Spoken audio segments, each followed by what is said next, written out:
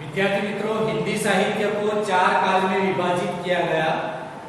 आदिकाल, भक्ति काल, रीति काल और आधुनिक काल। अभी जो काल चल रहा है वो आधुनिक काल है, लेकिन हम दूसरा जो काल है भक्ति काल, वो भक्ति काल में जो कवि हुए, कबीर, तुलसीदास और रहीम, उनके लिखे हुए दोहों के बारे में हम आज सीखने वाले हैं। दोहों पर जाने से पहले आपको यहाँ पर श्याम फलक पर यानी ब्लैक बोर्ड के ऊपर शब्दों के अर्थ दिखाई दे रहे हैं, उसे हम देख लें। पंथी यानी मुसाफिर, यात्री। सूप, अनाज फटकने का छाछ। सार, सारांश। थोथा, निकम्मा अथवा कचरा। मलाई, आफत, आपत्ति। भांति, भांति भांति यानी तरह तरह। संजोग, संयोग अथवा मिलन। ढोर, जानवर या पशु। हाय, बद्दुआ। भस्म, राख। चटकाए, तुरंत। तरुवर, पेड़। सरवर, सरोवर। सुजान यानी सज्जन। तलवारी, तलवार। संचही यानी संग्रह करना। दो मुहावरों के अर्थ भी है। हिल मिल कर चलना यानी मिलजुल कर चलना, और दूसरा मुहावरा है लोहा भस्म हो जाना यानी कठिन चीज का भी नाश हो जाना। तो विद्यार्थी मित्रों, आज हम इन तीन भक्त कवियों के दोहों के बारे में सीखेंगे, कबीर, तुलसीदास और रहीम। अब ये दोहे क्या है, तो दोहे के बारे में आपको मैं शॉर्ट में बता दूं। तो यहाँ पर कबीर, तुलसीदास और रहीम के 8 दोहे हैं। कितने दोहे हैं? कुल 8 दोहे हैं। इन तीनों भक्त कवियों के दोहे हमें सही जीवन जीने का उपदेश देते हैं। जीवन किस तरह से जीना चाहिए यह उपदेश देते हैं।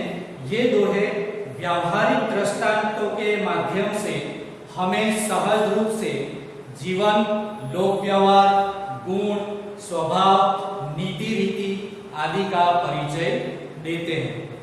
कबीर का परिचय हम ले लें। कबीर ये 15वीं शताब्दी के कवि हैं। ये बड़े संत थे। इन्होंने हिंदू और मुसलमानों को उनकी गलतियों के लिए फटकारा। हिंदुओं की अगर गलती उन्होंने देखी तो हिंदुओं को भी उन्होंने कहा, और मुसलमानों में कोई गलती देखी तो मुसलमानों के कारण ये भी उन्होंने अपने काव्य में लिखा। और दोनों को यानी हिंदू और मुसलमानों को हिल मिलकर रहने का उपदेश दिया है। उसी प्रकार तुलसीदास 16वीं शताब्दी के प्रसिद्ध राम भक्त कवि हैं। इन्होंने रामचरितमानस नामक प्रसिद्ध ग्रंथ लिखा है। उसी प्रकार रहीम, इनका पूरा नाम है अब्दुल रहीम खान खाना। ये बड़े उदार और अनुभवी थे। हिंदी में इन्होंने बहुत ही सुंदर दोहे लिखे हैं। हिंदी साहित्य में जो दोहे हैं वो हिंदी साहित्य की एक बहुत ही अमूल्य संपत्ति है। तो हम कबीर के दोहों से शुरुआत करेंगे। बड़ा हुआ तो क्या हुआ, जैसे पेड़ खजूर, पंथी को छाया नहीं, फल लागे अति दूर। कि खजूर का पेड़ बड़ा हुआ तो उससे कोई मतलब नहीं है, उसमें गुण होने चाहिए। जिस प्रकार बड़ा व्यक्ति होता है उसमें गुण होने चाहिए, दूसरों को वो मदद करे, ऐसे गुण होने चाहिए। इसी प्रकार खजूर का पेड़ भले बड़ा है लेकिन वो गहरा नहीं है, वो घटादार नहीं है। इसलिए पंथी अगर उसके नीचे आराम करना चाहे तो उसकी छांव नहीं मिल सकती, क्योंकि वो सीधा होता है। और किसी राहगीर, तो विद्यार्थी मित्रों, कबीर के दोहे में सबसे पहले कहा गया है कि बड़ा हुआ तो क्या हुआ, जैसे पेड़ खजूर, पंथी को छाया नहीं, फल लागे अति दूर। यानी खजूर का पेड़ बड़ा हो जाने से वो बड़ा नहीं कहलाता, क्योंकि वो घटादार नहीं होता, उसकी छाया पंथी को छाया नहीं दे सकती। और अगर किसी मुसाफिर को भूख लगी हो तो उसके फल इतने ऊंचे होते हैं कि मुसाफिर उससे अपनी भूख मिटा नहीं सकता। उसी प्रकार एक और दोहा, साधु ऐसा चाहिए जैसा सूप सुभाए, सार सार को गही रहे, थोथा दे उड़ाए। सज्जन व्यक्ति किसके जैसा होना चाहिए? सूप जैसा होना चाहिए। सूप यानी सुपड़ी जैसा। जिस प्रकार हम सूप में अनाज को झटकते हैं और अनाज का जो कचरा होता है वो बाहर चला जाता है, सिर्फ अच्छा अनाज सूप में रहता है, उसी प्रकार सज्जन आदमी को अच्छी बातों को ग्रहण करनी चाहिए और जो बुरी बातें हैं उन बुरी बातों को छोड़ देना चाहिए।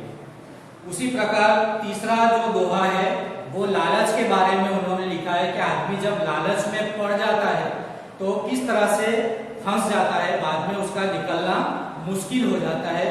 उसका मक्खी का उदाहरण देकर उन्होंने एक बहुत ही अच्छा दोहा लिखा है, माखी गुड़ में गड़ी रहे, पंख रहे लिपटाए, हाथ मले और सिर धुने, लालच बुरी बलाए। मक्खी जब गुड़ को देखती है, उसी गुड़ में जब उसके पंख चिपक जाते हैं, तो लालच में पड़ना नहीं चाहिए, लालच बहुत बुरी बला है। अब हम तुलसीदास के दोहे देखेंगे।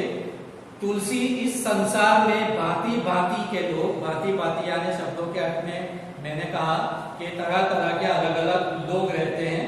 सबसे हिलमिल चालिए नदी नाव, संयोग यानी संयोग मिलजुल कर रहना है। भले लोग अलग अलग हैं लेकिन उन अलग अलग लोगों को कैसे रहना है? मिलजुल कर रहना है। दूसरा दोहा है, तुलसी हाय गरीब की कबहू न खाली जाए। तुलसीदास क्या कहते हैं कि गरीब की जो हाय होती है वो कभी भी खाली नहीं जाती। मुए ढोर के चाम से लोह भस्म हो जाए। जिस प्रकार एक मरे हुए ढोर के चमड़े से धोकनी बनती है, जेने આપણે ગુજરાતીમાં ધમણ કહીએ છીએ, वो धोकनी से जब लोहार पूरे लोहे को भस्म कर देता है, पिघला देता है, उसी तरह एक गरीब की हाय अच्छे अच्छे की जिंदगी को खत्म कर देती है। रहीम के दोहे देखें, रहीमन धागा प्रेम का मत तोड़ो चटकाए। यहाँ रहीम क्या कहते हैं कि प्रेम का जो धागा होता है वो धागा हमें तुरंत नहीं तोड़ देना चाहिए। तोड़ देने के बाद क्या होता है? टूटे से फिर ना जुड़े, जुड़े गांठ पड़ जाए।